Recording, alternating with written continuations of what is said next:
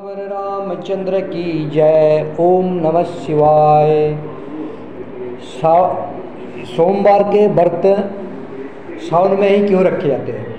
शिव जी का और सावन का क्या संबंध है, इसके बारे में कुछ तथ्य मैं बताने जा रहा हूँ। आप लोग ध्यान से सुनिए। सबको जय श्री राम।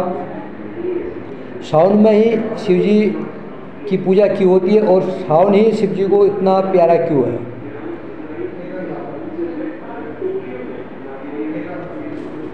सावन का महीना पूरा महीना पवित्र माना जाता है।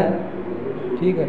सावन दक्षिणायन में आता है, जिसके देवता शिव है, इसलिए इन दिनों उन्हीं की आराधना शुभ फलदायक होती है। सावन के दौरान बारिश का मौसम होता है। पुराणों के मुताबिक शिव जी को चढ़ने वाले फूल पत्ते बारिश में ही आते हैं, इसलिए सावन में शिव पूजा की परंपरा बनी। स्कंद पुराण में भगवान शिव ने सनत कुमार को सावन महीने के बारे में बताया कि मुझे श्रावण बहुत प्रिय है।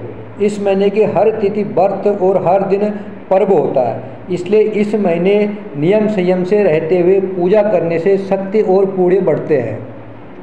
इसी महीने का नाम श्रावण क्यों है? स्कंद और शिव पुराण के हवाले से जानकारी इसकी दो वजह बताते हैं। पहली, इस महीने पूर्णिमा तिथि पर श्रवण नक्षत्र होता है, इस नक्षत्र के कारण ही महीने का ये नाम पड़ा। दूसरी वजह, भगवान शिव ने संत कुमार को बताया कि इसका महत्व सुनने के योग्य है, जिससे सिद्धि मिलती है, इसलिए इसे श्रावण कहते हैं। इसमें निर्मलता का गुण होने से ये आकाश के समान है, इसलिए इसे नभा भी कहा गया है। सावन का महत्व बताते हुए महाभारत के अनुशासन पर्व में अंगिरा ऋषि ने कहा है कि जो इंसान मन और इंद्रियों को काबू में रखकर एक वक्त खाना खाते हुए श्रावण मास बिताता है, उसे कई तीर्थों में स्नान करने जितना पुण्य का फल मिलता है। देवी सती ने ही पार्वती के रूप में दूसरा जन्म लिया था।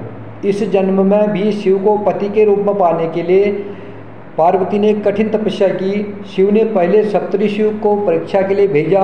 सप्तऋषियों ने पार्वती के पास पहुंचकर शिव जी की बहुत बुराई की, उनके दोष गिनाए, लेकिन पार्वती अपने संकल्प पर अडिग रही। इसके बाद महादेव खुद आए, उन्होंने पार्वती जी को वरदान दिया और अंतर्धान हो गए। तभी एक बच्चे की आवाज़ सुनाई दी। पार्वती जहाँ तप कर रही थी, उसी के पास मौजूद तालाब में मगरमच्छ ने एक बच्चे का पैर पकड़ रखा था। पार्वती वहाँ पहुँची और मगरमच्छ से बच्चे को छोड़ने को कहा। मगरमच्छ ने अपना नियम बताते हुए इनकार किया कि दिन के छठे पहर में जो मिलता है उसे आहार बना लेता हो। इस पर पार्वती ने पूछा, इसे छोड़ने के बदले क्या चाहोगे? मगरमच्छ ने कहा, अपने तप का फल मुझे दे देंगी तो बालक को छोड़ दूंगा। पार्वती तत्काल तैयार हो गई, पर मगरमच्छ ने उन्हें समझाया कि क्यों एक बालक के लिए अपने कठिन तप का फल दे रही है, लेकिन पार्वती ने दान का संकल्प किया। उनके ऐसा करते ही मगर का शरीर चमकने लगा। अचानक बच्चा और मगर दोनों गायब हो गए और उनकी जगह शिव प्रकट हो गए। उन्होंने बताया कि वो परीक्षा ले रहे थे। क्योंकि पार्वती ने अपने तप का फल शिव को ही दिया था, इसलिए उन्हें दोबारा तप करने की जरूरत नहीं रही। कामदेव को भस्म किया। शिव को कामांतक भी कहते हैं। इसके पीछे कथा है। तारकासुर ने ब्रह्मा जी से दो वरदान पाए थे। पहला, तीनों लोकों में उसके समान ताकतवर कोई न हो, और दूसरा, शिवपुत्र ही उसे मार सके। तारकासुर जानता था कि देवी सती के देहांत के बाद शिव समाधि में जा चुके हैं, जिससे शिवपुत्र होना असंभव था। वरदान पाकर तारकासुर ने तीनों लोकों को जीत लिया। उसके अत्याचार से परेशान होकर देवता ब्रह्मा जी के पास गए। उन्होंने देवताओं को वरदान के बारे में बताते हुए कहा कि केवल शिवपुत्र ही तारकासुर को मार सकता है, लेकिन शिव जी गहरी समाधि में है। हिमवान की पुत्री पार्वती शिव से विवाह के लिए तप कर रही है, लेकिन वे पार्वती की तरफ देखना भी नहीं चाहते। अगर महादेव पार्वती से विवाह कर पुत्र उत्पन्न करे, तभी इस दैत्य का वध संभव है। तब इंद्र ने कामदेव से कहा कि वे जाकर शिव जी के मन में देवी पार्वती के प्रति अनुराग जगाए। कामदेव ने पुष्पबाण ध्यानमग्न शिव जी पर चला दिया। अचानक इस विघ्न से शिव जी बेहद गुस्सा हुए और उन्होंने तीसरे नेत्र से कामदेव को भस्म कर दिया। इस पर कामदेव की पत्नी रति ने शिव जी से प्रार्थना की कि वे उसके पति का जीवन वापस लौटा दें। शिव ने शांत होकर कहा, कामदेव की देह नष्ट हुई है, लेकिन उसकी आंतरिक शक्ति नहीं।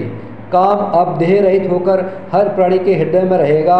वह कृष्ण अवतार के समय कृष्ण के पुत्र प्रद्युम्न के रूप में जन्म लेगा। तुम फिर उसकी पत्नी बनोगी। उस समय रति ने मायावती के रूप में जन्म लिया था। नर्मदा नदी के किनारे धर्मपुर नाम का सुंदर नगर था। उसमें विश्रुवा नाम का ब्राह्मण अपनी पत्नी शुचिस्मति के साथ रहता था। दोनों शिव भक्त थे और उन्होंने पुत्र पाने के लिए उनसे वरदान मांगा कि स्वयं भगवान शिव उनके पुत्र के रूप में जन्म ले।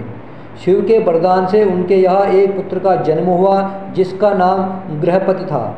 जब बालक 11 साल का था, तब देवर्षि नारद ने उसका हाथ देखकर भविष्यवाणी की कि साल भर के भीतर उसके साथ कुछ अशुभ होगा, जो आग से जुड़ा होगा। जब माँ बाप ये सुनकर दुखी हुए, तो बेटे ने उन्हें सांत्वना देते हुए कहा कि वे दुखी न हो, क्योंकि वह भगवान को प्रसन्न कर लेगा, इससे अनिष्ट टल जाएगा। माता पिता से आज्ञा लेकर वह शिव की नगरी काशी पहुंचा। वहाँ उसने गंगा के मणिकंटका घाट पर स्नान किया और पूरे साल शिवलिंग की पूजा की। जब नारद मुनि द्वारा बताया अनिष्ट समाया, तो देवराज इंद्र ने प्रकट होकर के उससे वरदान मांगने को कहा। बालक ने वरदान लेने से मना किया और कहा वह केवल भगवान शिव से ही वर प्राप्त करेगा। यह सुनकर इंद्र बहुत गुस्सा हुए और उन्होंने इस बालक को सबक सिखाने के लिए ब्रज उठा लिया। बालक ने भगवान शिव से रक्षा की याचना की। तभी शिव प्रकट होकर बोले, डरो मत, मैं तुम्हारी परीक्षा लेने के लिए इंद्र के भेष में आया था। मैं तुम्हें अग्निश्वर नाम देता हूँ। तुम आग्नेय दिशा, दक्षिण पूर्व दिशा के रक्षक होंगे। जो भी तुम्हारा भक्त होगा उसको अग्नि, बिजली या अकाल मृत्यु का डर नहीं होगा। अग्नि को शिव का एक रूप कहते हैं, वह शिव का तीसरा नेत्र भी है। सियावर रामचंद्र की जय, पवन सुत हनुमान की जय, उमापति महादेव की जय। सियावर रामचंद्र की जय। ओम नमः शिवाय। सोमवार के व्रत सावन में ही क्यों रखे जाते हैं? शिव जी का और सावन का क्या संबंध है, इसके बारे में कुछ तथ्य मैं बताने जा रहा हूँ आप लोग